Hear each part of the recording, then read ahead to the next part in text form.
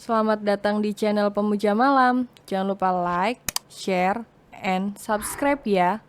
Terima kasih.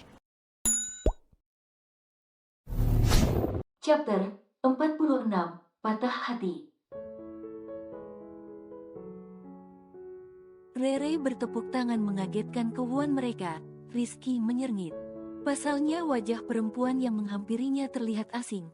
Dia bukanlah salah satu pacar atau mantannya.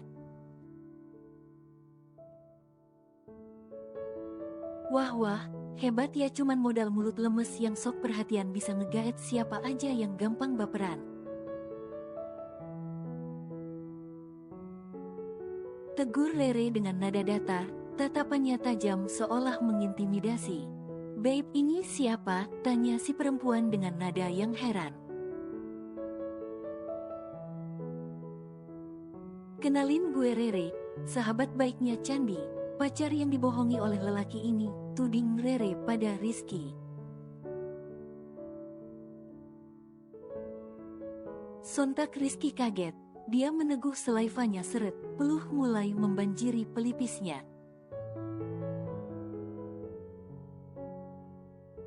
"Baru kemarin gue liat lu gombalin temen gue, ngomong sayang, ngomong setia. Tapi hari ini udah suap-suapan sama cewek lain," bentak Rere. "Sorry, kayaknya temen kamu yang kegeeran deh. Gue itu emang baik ke semua cewek yang deket sama gue kasih perhatian. Tapi yang gue seriusin cuman pacar gue ini," sangkal Rizky santai. Seolah dalam kondisi saat ini dia tetap berusaha mempertahankan image-nya di depan cewek yang kemakan gombalannya. "Hebat Anda, hebat. Kenapa Candi bodoh mempercayai laki-laki brengsek seperti ini? Gue nggak akan ngebiarin lu nyakitin temen gue, mempermainkan perasaannya, lu PHP-in dia dengan janji kadal lu. Iya, temen lu emang bodoh, gampang banget dikadalin. Bu." Satu bogeman mentah mendarat di pipi Rizky. Rere yang sedari tadi sudah mengepalkan tangannya makin tersulut saat Rizky menghina Candi. "Lu denger baik-baik ya, berani lu sakitin temen gue bakal bikin lu nyesel seumur hidup, paham?" ancam Rere marah. "Berani banget lu mukul gue," balas Rizky sinis. "Asal lu tahu ya, sebentar lagi gue akan dapetin semuanya dari dia," bisik Rizky dengan seringai kemenangannya, sengaja membuat emosi Rere makin meluap. "Mbak, lu mau jadi korban dia juga, tipe cowok lemes yang cuman ngandalin rayuan sampah ini. Udah tampang biasa aja tapi banyak gaya, kalau gue jadi lumba, gue gaplokin dia sekarang." Rere mengompori cewek yang sedari tadi hanya melongo melihat pertengkaran Rere dan pacarnya. "Bener itu Rizky?" tanya si cewek dengan nada tinggi. "Brengsek lu cewek." Rizky melayangkan satu tamparan ke pipi Rere, namun tangannya langsung dicekal Devon dengan kuat.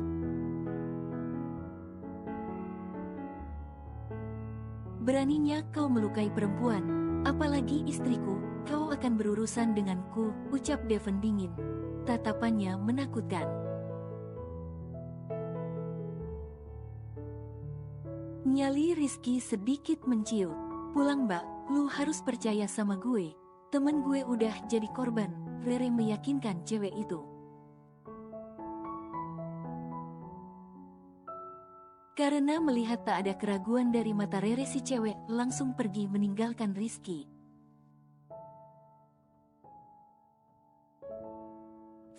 Vera, sayang," teriak Rizky berusaha mencegah Vera. "Lu inget baik-baik ya, urusan kita belum selesai, gue akan bikin perhitungan sama lu." Ancam Rizky sambil pergi. Sejatinya dia lebih takut dengan tatapan Devon. Candi harus tahu soal ini, ucap Rere sambil menghela nafas kasar.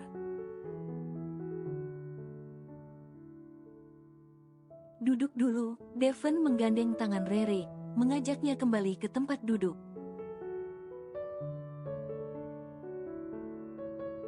Tangan Rere masih gemeteran, nafasnya masih memburu bersahutan, tanda Rere masih di puncak emosi.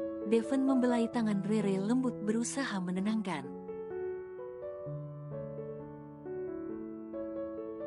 Gila banget tuh cowok teganya mempermainkan Candi, mana pakai ngomong bakal dapetin semuanya dari Candi lagi.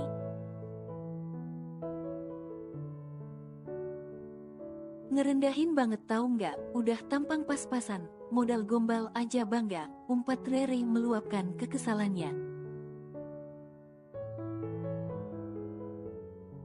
Ada bagusnya kamu tahu sekarang, jika tidak Candi bisa dipermainkannya, sahut Devon pelan. Tapi Candi tuh lagi bucin berat kak sama si kadal itu, tiap aku ngasih tahu aja disangkal sama dia. Gimana mau ngasih tahu soal ini, nanti dikira aku ngada-ngada karena nggak setuju, keluh Rere. Tenang sayang, aku sudah merekam insiden tadi, mulai dari kamu ngomel-ngomel sampai mukul dia. Devon menyodorkan ponselnya dan memutar sebuah video. Wah, gersep juga suamiku, puji Rere senang.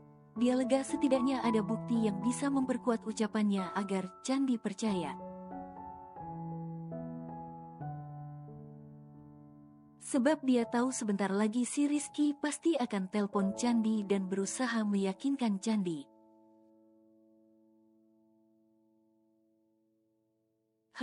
Jadi tenanglah, selesaikan makan malammu, aku sudah memesankan nasi untukmu, ajak Devon.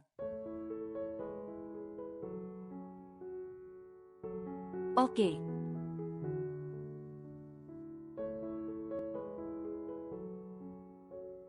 Ken, sapa Rere pelan. Kenapa lu Re, muka lu kayak orang kena tipus pucet amat, balas Candi.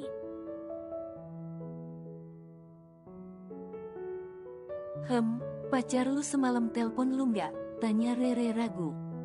Tumben lu nanya gitu, lu kepo ya sama percintaan gue, balas Candi santai. Mastiin aja, semalam chat doang sih soalnya katanya sore doi main futsal jadi agak kecapean gitu, balas Candi polos.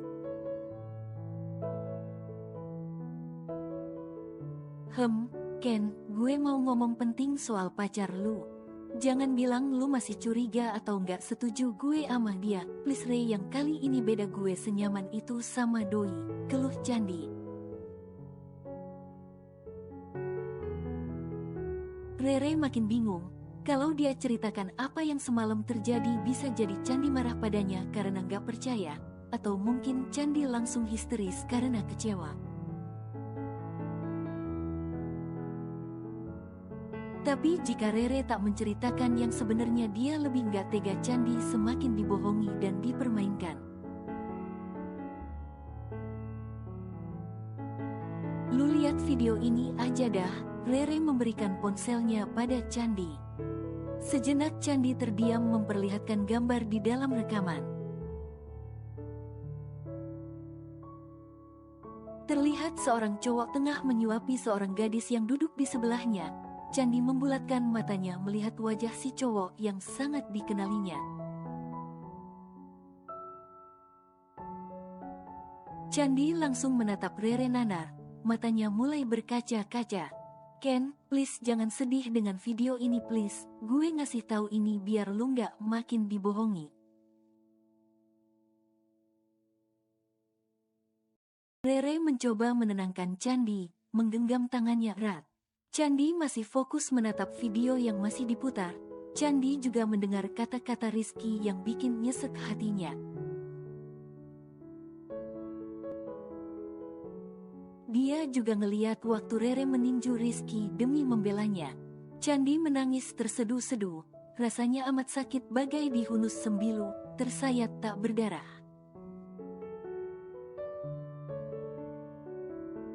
Lagi dan lagi Candi harus merasakan luka yang sama, dibohongi dan dikhianati. Lelaki yang mendekatinya hanya semata ingin menikmati apa yang dimilikinya. Apakah Candi segampangan itu? Rere memeluk Candi erat, seolah menguatkan sahabatnya yang tengah rapuh. "Re," bisik Candi pelan, di sela tangisnya. "Gue emang bodoh, gue gampangan. Gue segitu percayanya sama ucapan manis Rizky sampai kemarin kita sempet hampir ngelakuin hal itu." Rere kaget, namun dia berusaha tenang. Saat ini bukan waktunya menghakimi Candi, tapi lebih memberinya kekuatan.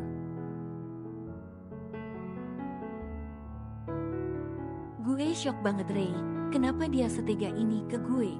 "Tenang Ken, tandanya Tuhan masih sayang sama lu, makanya lu dikasih tahu duluan sebelum semua kejadian," balas Rere bijak.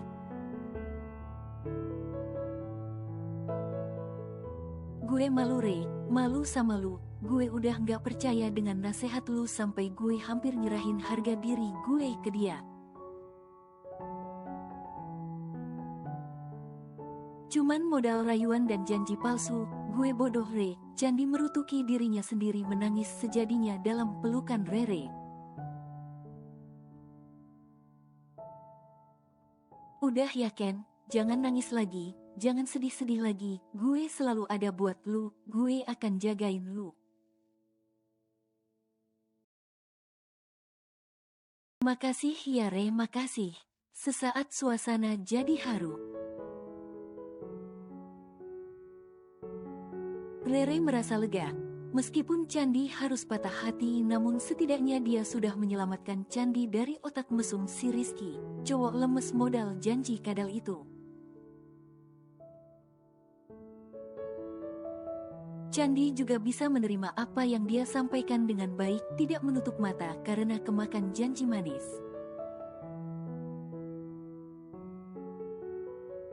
"Ken, saran gue lu gak usah tanggepin si cowok itu lagi. Dia telpon, chat gak usah lu bales. Gue yakin dia pasti bakal nyerah sendiri." Tipe cowok kayak dia kalau udah dicuekin, susah dapetin apa yang dia mau. Pasti bakal cepet ditinggal karena dia gak mau rugi dan gak mau buang-buang waktu, saran Rere. "Dan lu harus inget Ken, jangan gampang percaya sama mulut manis cowok, yang kebanyakan bersikap manis itu biasanya malah bikin sakit, lu paham kan maksud gue?" Candi hanya mengangguk, telilit-telilit. Panggilan masuk di ponsel Candi berdering, nama Rizky menunggu sautan di ujung sana. "Nggak usah diangkat Ken, cuekin aja," Rere mengingatkan. Candi patuh.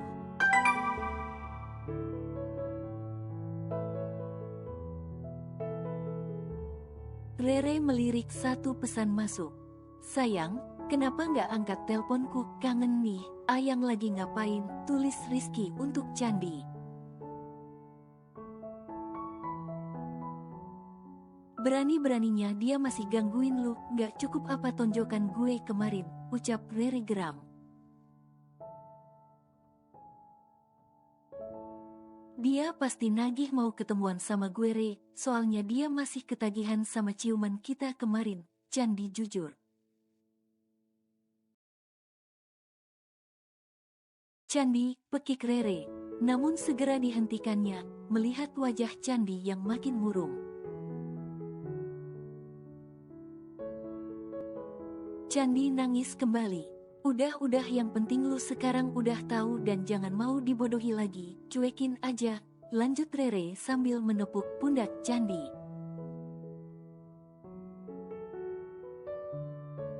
Sial, Candi nyuekin gue ini pasti gegara cewek sialan itu. Dia pasti udah ngasih tahu Candi. Gagal gue dapetin tubuh Bahenol Candi. Aoh.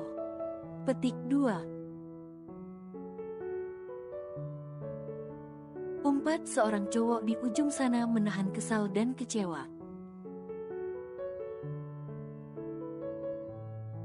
Setelah kondisi Candi dilihatnya sudah jauh lebih baik, Rere segera menyiapkan segala keperluannya untuk turun ke lapangan hari ini. Target pertamanya adalah merehas ulang beberapa customer yang sudah membeli produknya. Serta meninjau langsung beberapa orang yang didata sebagai customer yang mendapatkan produk sama namun harga lebih murah. Setelah semua keperluan yang dibutuhkan cukup, Rere membawa motornya keluar kantor. Mulai dari customer langganannya dia kunjungi, melihat respon dan tanggapan atas produk yang sudah dipakainya. Lalu lanjut ke customer yang lain. Sejauh ini masih aman, tidak ada komplain, tidak ada resahan, semua puas dengan produk yang dipasarkan Rere pada mereka. Rere melanjutkan pengamatan marketnya, masuk menawarkan ke beberapa orang yang belum mengenal produknya. Penolakan demi penolakan tak membuat Rere pesimis. Justru dia yakin semakin banyak dia bertemu orang maka peluang untuk terjadi transaksi semakin besar. Pak lagi ngapain nih? Boleh numpang promosi ya? Sapa Rere ramah pada seorang pria parubaya yang lagi sibuk membersihkan halaman rumahnya. Mangga Neng, sahut Pak Johan ramah. Seulas senyum hangatnya menyambut kedatangan Rere. Rere mulai sedikit berbasa-basi untuk lebih akrab sebelum dia masuk ke poin inti. Setelah dirasa penerimaan Pak Johan cukup welcome, Rere mulai menyampaikan maksud dan tujuannya. Mengeluarkan barang dagangannya dan mulai promosi. Wah Neng, Bapak juga punya barang ini, sama persis, tapi harganya lebih murah. Bapak beli satu diskon satu, jelas Pak Johan sambil memperhatikan barang dagangan Rere. Mirip aja kali Pak, produk ini itu hanya dipasarkan oleh perusahaan kita Pak, dan harga marketnya segitu, Rere menjelaskan.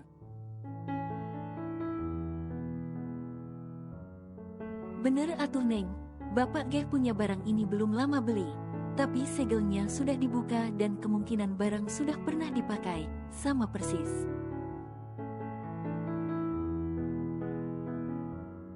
Pak Johan ngeyel, dia amat meyakini dengan apa yang diucapkannya. Rere menyerngit. Apakah benar? Ada orang yang sudah sengaja memasarkan produk perusahaannya dengan harga lebih murah dan menjatuhkan kualitas produk. Tapi siapa yang melakukan itu? Sejenak Rere berpikir, dia harus benar-benar memastikan barang itu. Boleh saya lihat barangnya Pak? Tanya Rere sedikit sungkan. Mangga atulah Neng. Sekedapnya Bapak candakan, Pak Johan masuk ke rumahnya dan mengambil barang yang dimaksud. Rere langsung tercengang, melihat barang yang dimiliki Pak Johan sama persis, bukan sama persis tapi ini memang produk milik perusahaan Devon. Rere meneliti sekali lagi dengan lebih seksama. Kapan Bapak beli ini? Dan siapa yang jual Pak? Tanya Rere menyelidik, tatapan matanya masih fokus mengamati barang di tangannya ini.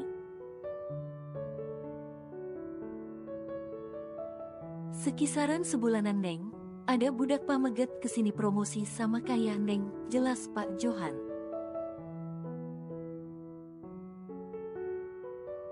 Sebulanan yang lalu, pantas saja omset penjualan mulai menurun akhir-akhir ini.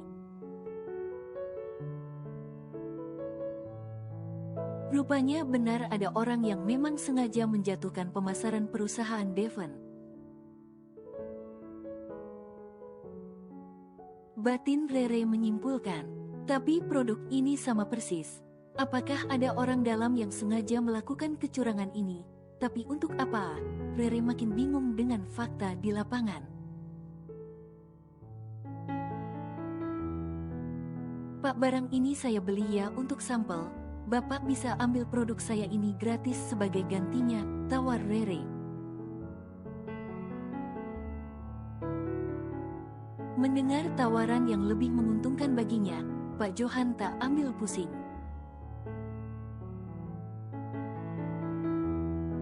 Dia langsung mengiyakan barang miliknya di bawah Rere, sebab dia langsung sibuk memilih barang terbaik yang Rere berikan. Rezeki nomplok bukan, jarang-jarang kan dapet yang mujur kayak gini. Oh ya Pak, ada nama si marketingnya atau alamat kantornya mungkin? Tanya Rere penuh harap, sebab dia sedang buntu memikirkan kasus ini. Bentar Neng, kayaknya kemarin salesnya ngasih kertas ke Bapak deh. Pak Johan terlihat berpikir sesuatu, wajah keriputnya mengerut jelas. Ini Neng, katanya si ini buat garansi. Rere menerima selembaran kertas dengan ketikan tulisan yang nyaris tak terlihat, mungkin karena sudah ribuan kali turun-temurun fotokopian. Sayangnya, tulisan itu hanya menjelaskan cara penggunaan dan tanggal transaksi. Rupanya si marketing itu tidak berani menunjukkan nama dan alamat kantornya, strategi yang sudah tersusun dengan baik. Baik Pak, terima kasih atas info dan kerjasamanya. Rere pamit. Satu bukti kecurangan telah dikantonginya, dia harus mencari bukti-bukti yang lain yang sengaja dibuat seseorang untuk mencurangi atau menjatuhkan pemasaran perusahaan milik Devon. Di beberapa tempat Rere menemukan hal serupa, malah ada yang membeli barang cacat. Barang sudah tak layak pakai hanya dengan iming-iming lebih murah, dapat promo dan ada jaminan garansi seumur hidup. Sesuatu yang langkah mustahil jika diambil seorang pembisnis. Kayaknya aku harus cek gudang langsung. Aku curiga ada kecurangan yang memang disengaja dari orang yang paham betul tentang produk dan kualitasnya. Kasihan Devon ya, tanpa dia sadari ada banyak orang yang sekarang tengah menyerangnya, menginginkan kehancurannya. Ujar Rere dengan pandangan iba, dia begitu care saat ada orang yang menyakiti Devon. Rere kembali ke parkiran motornya, penyelidikannya kali ini akan berlanjut dengan pengecekan gudang. Mengamati sesuatu yang dirasa janggal, dan membuat kesimpulan. Rere sengaja belum memberitahu Devon dia ingin memastikan dulu spekulasi yang ditemukannya dalam observasi hari ini. Jika tidak ditindaklanjuti dengan sigap dan tepat, perusahaan Devon bisa mengalami penurunan kurva penjualan yang mengerikan. Ditambah kepercayaan masyarakat yang mulai turun karena beberapa pelayanan dan kualitas produk yang jelek. Ken, hubungi kepala gudang gue mau ngambil produk buat penjualan hari ini, produk gue laris manis.